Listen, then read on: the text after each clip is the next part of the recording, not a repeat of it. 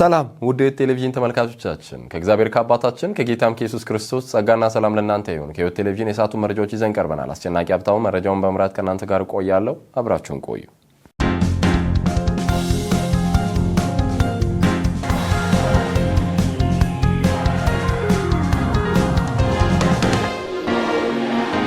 በኢትዮጵያ ቃልዮት ቤተክርስቲያን በምስራቅ አጥቢያ ቤተክርስቲያን ልዩ ህብረት የድሬዳዋ አጥቢያ የወንጌል ሳምንት ተከበረ። ባልደረባችን ሮማን ከሌል ተጨማሪ አላት። በቤተክርስቲያኒቱ በሀገር አቀፍ አንድ ጊዜ በአመት የሚከበረው የወንጌል ሳምንት ህዳር ቀን 8 እስከ 12 2018 ዓ.ም ለሁለተኛ ዙር በድሬዳዋ ከተማና አካባቢው የወንጌል ሳምንት ተከብሯል። ቤተክርስቲያኒቱ የወንጌልን ተልእኮ በስፋት ጌታ ኢየሱስ ክርስቶስን እንደ ግል አዳኛቸው አድርገው ላልተቀበሉ ወገኖች ሁሉ እየመሰከረች የምትገኝ ሲሆን በዚህ መርሃ ግብር ላይም የሙሉ ጊዜ አገልጋዮች የቤተ ክርስቲያን መሪዎች ተሳትፈዋል። ከ400 በላይ ሰዎች ወንጌልን የሰሙ ሲሆን 2 ሰዎች ኢየሱስ ክርስቶስን እንደ ግል አዳኛቸው አድርገው መቀበላቸው ተነግሯል። የመርሃ ግብሩ ፍጻሜ የሆነውም የአገልግሎቱ ሪፖርት ቀርቦ በምስጋናና በቡራኬ ጸሎት መጠናቀቁን በስፍራው የሚገኙ የዝግጅት ክፍላችን መረጃዎቹን አድርሰውናል።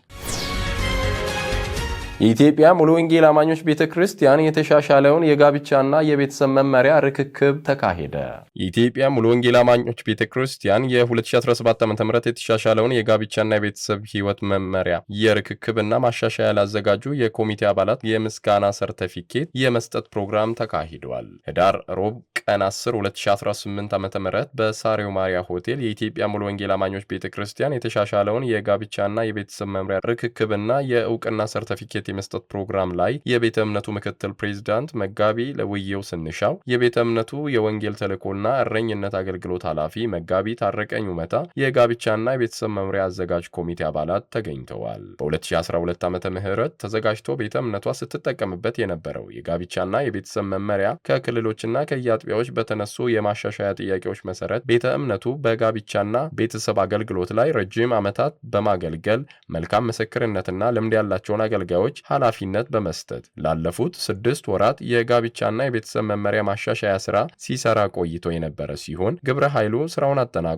ለስራ አመራር ቦርድ አቅርቦ ጸድቆ ለቤተ እምነቱ አስረክቧል። የቤተ እምነቱ ምክትል ፕሬዝዳንት የሆኑት መጋቢ ለውየው ስንሻው ግብረ ኃይሉን በማመስገን የተሻሻለውን የጋብቻና የቤተሰብ መመሪያ የተረከቡ ሲሆን በዚህም የማዘጋጀት ስራ ላይ በትጋትና በመሰጠት ለተሳተፉ ለመጋቢ ዶክተር ተስፋዬ ቃሚሶ፣ ለመጋቢ ምንይዋብ ተካ፣ ለመጋቢ ኤርሚያስ አየለ፣ ለዶክተር አለሙ ዋጋሪ፣ ለኢንጂነር ግርማ ተሰማ፣ ለወይዘሮ ስንቅነሽ አዘነ፣ ለዶክተር ቀበኔ ቀልቤሳ፣ ለወንድም በለጠ ዋቆ፣ ለወንድም ዘመድኩን ተክሌ የምስጋና ሰርቲፊኬት ተሰጥቷቸዋል። በመጨረሻም መጋቢ ለውየው ስንሻው የተሻሻለው የጋብቻና የቤተሰብ መመሪያ ማንዋል ለክልሎችና ለየአጥቢያዎች ተደራሽ የማድረጉን ስራ እንደሚከናወን ገልጸዋል። የመሰረተ ክርስቶስ ሴሚናሪም ከ30 ዓመታት በኋላ ለመጀመሪያ ዙር በማስተርስ መርሃ ግብር ተማሪዎችን አስመረቀ። ባልደረባችን ሮማን ከሊል ተጨማሪ አላት። ህዳር ቀን 13 2018 ዓ.ም የመሰረተ ክርስቶስ ሴሚናሪ የቢሾፍቱ ካምፓስ ሁለተኛ ዲግሪ ተማሪዎችን በደማቅ ስነ ስርዓት አስመርቋል። በምረቃ ስነ ስርዓቱ ላይ የመሰረተ ክርስቶስ ቤተክርስቲያን ፕሬዝዳንት መጋቢ ደሳለኝ አበበ፣ የሴሚናሪው የስራ አስፈጻሚ የቦርድ አባላት እንዲሁም ተመራቂና ቤተሰቦቻቸው ተገኝተዋል። ሴሚናሪው ከተመሰረተ 30 ዓመታትን ያስቆጠረ ሲሆን በሰርቲፊኬት፣ በዲፕሎማ፣ በዲግሪ የተለያዩ የትምህርት ዘርፎችን በመስጠት ተማሪዎችን ሲያስመርቅ ቆይቷል። በታሪክ ለመጀመሪያ ዙር ግን የቢሾፍቱ ካምፓስ ከ100 በላይ የሆኑ ተማሪዎችን በማስተርስ መርሃ ግብር አስመርቋል። በዚህ የምረቃ ስነ ስርዓትም ላይ መጋቢ አሸናፊ ቆሮንቶስ ምዕራፍ 1 ከቁጥር 24 እስከ 29 በመከራ ውስጥ መደሰት በሚል ርዕስ የእግዚአብሔርን ቃል አካፍለዋል። የቤተ ክርስቲያኒቱ ፕሬዝዳንት መጋቢ ደሳለኝ አበበ ከ23 በላይ የስነ መለኮት ካምፓስ ለቤተ ክርስቲያኒቱ መኖራቸውን በማንሳት እንዲሁም 2500 በላይ ተማሪዎችን ሲያስመርቅ መቆየቱን ተናግረዋል። ቤተ ክርስቲያኒቱ ከተለያዩ ሴሚናሪዎች ጋር በስምምነት እየሰራች እንደምትገኝ በማንሳት ነገር ግን ከቤተ ክርስቲያኒቱ የስነ መለኮት አስተምሮዎችና ከሀገራችን እሴቶች ጋር ያፈነገጡ አስተምሮቶችን አንቀበልም በማለት ውጭ ሀገር ካለው ከባፕቲስት ሚኖራይት ሴሚናሪ ጋር የነበራቸውን የስራ ስምምነት ማፍረሳቸውን ተናግረዋል። የመሰረተ ክርስቶስ ሴሚናሪ ዋና ኃላፊ የሆኑት መጋቢ ጎሾ ጃቤቾ በበኩላቸው ሴሚናሪው ቀጣይ ከሀገር ውጭ የትምህርት ሂደቱን በማሳለት ትምህርት ለመስጠት ዝግጅታቸውን እያጠናቀቁ መሆናቸውን ተናግረዋል። ከ2012 በነጮቹ አቆጣጠር ጀምሮ እዚህ ሴሚናሪ እየሰራው ነው ያለሁት። እንግዲህ የዛሬው ምርቃታችንን ስለሱ ከማውራቴ በፊት ትንሽ መሰረተ ክርስቶስ ሴሚናሪ እንግዲህ ለ30 ዓመታት አገልጋዮችን ለቤተ ክርስቲያን ሲያሰለጥን የቆየ ሴሚናሪ ነው። እስከ ቅርብ ጊዜ ድረስ በተለይ ከ2022 በፊት አንድ ፕሮግራም ብቻ ነበረ ሲሰጥ የነበረው። ከ2022 ጀምሮ ስልታዊ እቅድ አቅደን የተለያዩ ፕሮግራሞችን እየሰጠን ነው ያለ ነው። ለምሳሌ በመጀመሪያ ዲግሪ ባችለር ኦፍ አርትስ ኢን ባይብል ኤንድ ቲዮሎጂ እንሰጣለን። ባችለር ኦፍ አርት ኢን ሚሽን ኢንተርካልቸራል ስተዲስ እንሰጣለን። ባችለር ኦፍ አርት ኢን ፒስ ኤንድ ዴቨሎፕመንት እንሰጣለን። በሁለተኛ ዲግሪ ደግሞ ማስተርስ ኦፍ አርት ኢን ቢብሊካል ኤንድ ቲዮሎጂካል ስተዲስ እንሰጣለን። እንደዚሁም ደግሞ ይሄ በእንግሊዝኛ ሲሆን በአማርኛም ደግሞ ማስተርስ ኦፍ አርት ኢን ፕራክቲካል ቲዮሎጂ እንሰጣለን። እንደዚሁም ደግሞ አጫጭር ፕሮግራሞችን እንሰጣለን። ከአሁን በፊት አጫጭር ፕሮግራሞችን ስንሰጥ ነበረ። አጫጭር ፕሮግራሞችን የምንሰጠው ወቅታዊ በሆኑ አድሬስ ማድረግ ያለብን የቤተ ክርስቲያን ጉዳዮችን አገልጋዮችን እየጠራን የምናሰለጥነው ነው። ማለት መደበኛውን ፕሮግራማችን መጥቶ መማር የማይችሉ ወገኖች በአጫጭር ፕሮግራም ደግሞ ስልጠና እንዲያገኙ እናደርጋለን። በተለይም ደግሞ በዚህ አጋጣሚ መናገር የምፈልገው በቅርብ ቀን ላውንች የምናደርገው በጠረፍ ኢትዮጵያ አካባቢ ያሉ ያልተደረሱ በጣም ብዙ እና የተለያየ ሃይማኖት ተከታይ የሆኑ ወገኖችን የሚያገለግሉ የሚደርሱ ወንጌላውያንና ሚሽነሪዎችን ለማሰልጠን አሁን በዝግጅታችንን ጨርሰን ለስልጠና ብቻ የምንጠራበት ጊዜ ነው። በጣም ሴሌክቲቭ ነው የምንሆነው። ወጣቶችን እና የወንጌል ልብ ያላቸው በዚህ እግዚአብሔር ጸጋ የሰጣቸው ሰዎችን ለክርስቶስ ዊን ማድረግ የሚችሉ ወገኖችን ለማሰልጠን በቅርብ ቀን አናውንስ እናደርጋለን። እና እንግዲህ የዛሬው ፕሮግራማችን በጣም የተለየ ነው። የተለየ የሚያደርገው ምንድነው? የመሰረተ ክርስቶስ ሴሚናሪ ከአሁን በፊት የተለያዩ ሁለተኛ ዲግሪ የሚሰጥበት ሙከራዎች አድርጎ በብዙ ፈተና የበዛበት ነው። ይሄኛው ፕሮግራም ግን ራሳችን ካሪኩለም ቀርጸን በራሳችን ሰራተኞች በእኛ አውድ በኢትዮጵያ አውድ ራሳችን ያዘጋጀነው ፕሮግራም ነው። ስለዚህ ማስተርስ ኦፍ አርት ኢን ቢብሊካል ኤንድ ቲዮሎጂካል ስተዲስ እንደዚሁም ማስተርስ ኦፍ አርት ኢን ፕራክቲካል ቲዮሎጂ ናቸው የዛሬው ተመራቂዎች። 100 ናቸው። ከዛ ውስጥ 78 ወንዶች ናቸው፣ 22ቱ ሴቶች ናቸው። እኛ በጣም በመሰረተ ክርስቶስ ታሪክ ይሄ የመጀመሪያ ነው፣ በራሷ ማስተርስ ፕሮግራም ኦፈር ስታደርግ ማለት ነው። ወደፊትም ይቀጥላል። በተጨማሪ ማስተርስ ኦፍ አርት ኢን ፒስ ኤንድ ዴቨሎፕመንት ይኖረናል። በነገራችን ላይ ቅድም ካልጠቀስኩ በአንደር ግራጁዌት ባችለር ኦፍ አርት ኢን ፒስ ኤንድ ዴቨሎፕመንት አለ፣ ተማሪዎች እየተማሩ ነው።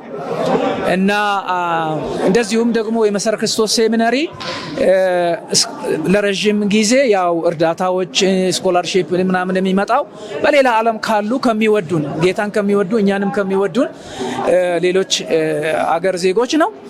እና አሁን ደግሞ ይሄኛው ነገር የራሱ ቻሌንጅ ስላለው ማለት እነዚህ ወገኖች በእድሜም እየገፉ አንዳንዶች ወደ ጌታም እየሄዱ ስለሆነ በራሳችን መንገድ ሎካል ፋይናንሻል ሰስቴናቢሊቲ እንዲኖረን ብለን በቅርብ የምንጀምረው በጣም በቅርብ የምንጀምረው ቢልዲንግ እዚህ ፊት ለፊት ላይ እንሰራለን። እና ምናልባት በሌላ ዓለም ያሉ ሰዎች ብቻ አይደሉም ጌታን የሚወዱት እኛንም የሚወዱን ክርስቶስን የሚወዱ በአገር ቤት ያሉ ጌታ እግዚአብሔር በሕይወታቸው ላይ አሻራ ያኖረ ወገኖች ከኛ ጋራ መቆም ከፈለጉ ከኛ ጋራ መስራት ከፈለጉ ፋይናንሻል ሰስቴናቢሊቲን ወደፊት መውሰድ እንድንችል ከኛ ጋር መቆም የሚፈልጉ ወገኖች እንዲመጡ አብሮን እንዲሰሩ እንፈልጋለን። ከሁሉ በላይ ደግሞ ለመሰረተ ክርስቶስ ቤተክርስቲያን አባላት ኑ አብራችሁን ስሩ። አሁን ብዙ ስራዎችን የምንሰራበት ጊዜ ነው። በዚህ አጋጣሚ መናገር የሚፈልገው የመሰረተ ክርስቶስ ሴሚናሪ ለ30 ዓመት እውቅና አልነበረም። እውቅና እንዲኖረው እግዚአብሔር አምላክ ረድቶን አሁን ሙሉ እውቅና አለው። ከኛ ጋር መማር ይችላሉ። አገልጋዮቻቸውን መላክ ይችላሉ። ባላቸው እግዚአብሔር በባረካቸው ባርኮት ደግሞ ሴሚናሪውን የደገፉ ከኛ ጋር ወደፊት መሄድ ይችላሉ። ስሜ ጥላሁን ቢዱ ገርባ ይባላል። የመጀመሪያ ተመራቂ መሆኔ እዚህ የመጀመሪያ ተመራቂ በጣም ደስ ብሎኛል እና እዚህ ብዙ ተጠቅማለሁ። እንደምታዩት እዚህ ግቢ በጣም ካምፓሱ በጣም አትራክቲቭ ነው። ዶርሚተሪው አትራክቲቭ ነው። ላይብሬሪ ዘ ላርጀስት ላይብሬሪ እዚህ ቢታዩ እና ታይም ተጠቅሜ ላይብሬሪውን ተጠቅሜ ጊዜን ተጠቅሜ በጣም ተጠቅማለሁ። ሰው ጊዜውን ከተጠቀመ ይሳካል። ይወጣል፣ ሁሉም ነገር ይችላል ማለት ነው። እና እኔ መሰጅ ማስተላለፍ የምፈልገው ታይም ዋይስሊ መጠቀም እና ይሄ ዛሬ ምርቃቴ በጣም ደስ ብሎኛል። ይሄ ለየት የሚያደርገኝ ቢኤ ላይም ተመራቂ ነኝ። ይሄንን ለየት የሚያደርገው ዘንድሮ 2 ማስተርስ ነው ተመረቁ። ቦት ሳይድ አንዱን እያጠናው ሌላው ሌሊት ሌላውን ቀን እየተማርኩ ኦንላይን በዚህ ደረጃ ደርሻለሁ። ውድ ተመልካቾቻችን መረጃዎቻችን አሁንም እንደቀጠሉ ናቸው። አሁን ደግሞ ከውጭ ምንጮች ወዳገኘናቸው መረጃዎች እናልፋለን።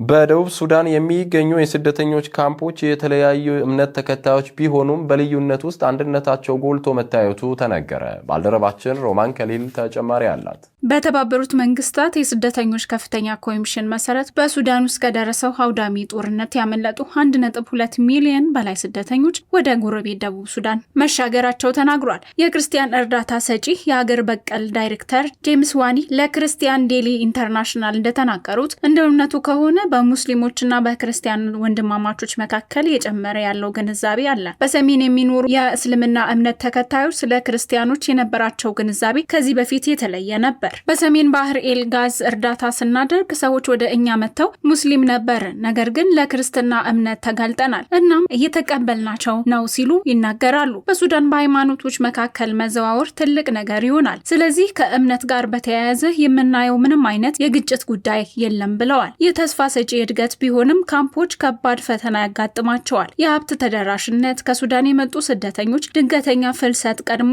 አስከፊ የነበረ ሁኔታ አባብሶታል ይላሉ። የክርስቲያን እርዳታና የአጋር ድርጅቶች ለሚያስፈልጋቸው ሰዎች ምግብ፣ መጠለያና የሕክምና እርዳታ ለመስጠት እየሰሩም ነው። ነገር ግን ምናልባት በጣም ወሳኝ የሆነው የጦርነት አሰቃቂ ሁኔታን ለመፈወስ መንፈሳዊና ስሜታዊ ድጋፍ መስጠት ያስፈልጋል ብለዋል። በእምነት ላይ የተመሰረቱ ድርጅቶች እምነታቸው ወይም ዜግነታቸው ምንም ይሁን ምን ለችግረኞች አገልግሎት እንደሚሰጡ አጽንኦት ይሰጣሉ። ለተመላሾች ሰዎች ንግድ እንዲጀምሩና ወደ ማህበረሰቡ እንዲቀላቀሉ የሚያግዝ የውህደት ፓኬጆችን ያቀርባሉ። በዓለም ዙሪያ ባሉ ሃይማኖት ጥላቻዎች መካከል በጣም አስቸጋሪ በሆኑ ጊዜያት እንኳን በሁለት እምነቶች መካከል አስደናቂ ግንዛቤ ተመልክተናልም ብለዋል። መረጃውን ከክርስቲያን ቱዴይ ኒውስ አገኘ ነው። በ83 ዓመት ከ117 ሜትር ላይ በመዝለል ሪከርድ የያዙት እንግሊዛዊት ግርምትን ጭረዋል። ሰው በውስጡ ያለውን ህልም እና ፍላጎት ለማሳካት እድሜው ሄዷል የሚሉ ምክንያቶች ቢቀርቡም አንዳንዶቹ ግን ይህን ነገር ልክ አለመሆኑን በትጋታቸው ሲያዩ እናስተውላለን። ከ117 ሜትር የባንጂ ዝላይ በማድረግ ይህ አመለካከት ልክ አለመሆኑን ካሳዩ የዓለማችን ድንቆች መካከል የሚጠቀሱም ሆነዋል። የ83 ዓመቷ እንግሊዛዊት ኤሌና ባይኮ የሚባሉት እኚህ አዛውንት በጣም ከባድ ነው የሚባለውን የባንጂ ዝላይ በህንድ ሪሺኬሽ ከ117 ሜትር በላይ በመዝለል ነው አዲስ ሪከርድ ያስመዘገቡት። የባንጂ ዝላይ የሚዘለው ሰው ከጠንካራ ገመድ ጋር በማሰር ከፍ ካሉ ቦታዎች ራስን ወደ መሬት እንደ መወርወር ያለ መዝለል ነው። ይህ አደገኛ ከሚባሉት የስፖርት ዘርፎች ውስጥ የሚመደብን ዝላይ የዘለሉት ባይኮን ድርጊታቸው ድፍረት የተሞላበት በመሆኑ በተለያዩ የዲጂታል ሚዲያዎች ከተሰራጨ በኋላ የብዙ ሰዎችን ቀልብ መሳብ ችሏል። ሁልጊዜም የባንጂ ዝላይ ማድረግ እፈልግ ነበር። በዕድሜ ምክንያት አስቸጋሪ እንደመሆንም አስብ ነበር። ነገር ግን በእርግጠኛነት እንደማደርገው ወሰንኩ በማለት ከዝላዩ በኋላ አስተያየታቸውን ሰጥተዋል። ሰው በውስጡ ያለውን ህልም ለማሳካት ጊዜው የረፈደ ለሚመስላቸው ሁሉ የእርሳቸው ድርጊት ጥሩ ምሳሌ ነውም ተብሎላቸዋል። ውድ ተመልካቾቻችን መረጃዎቻችን የተከታተላችሁትን ይመስል ነበር። መረጃዎቹን በመምራት እኔ አስጨናቂ ሀብታሙ ከመላው የህይወት ቴሌቪዥን የስቱዲዮ ባለሙያዎች ጋር ከእናንተ ጋር ቆይታ አደረኩኝ። ከቀሪ የህይወት ቴሌቪዥን መሰናዶዎች ጋር መልካም ቆይታ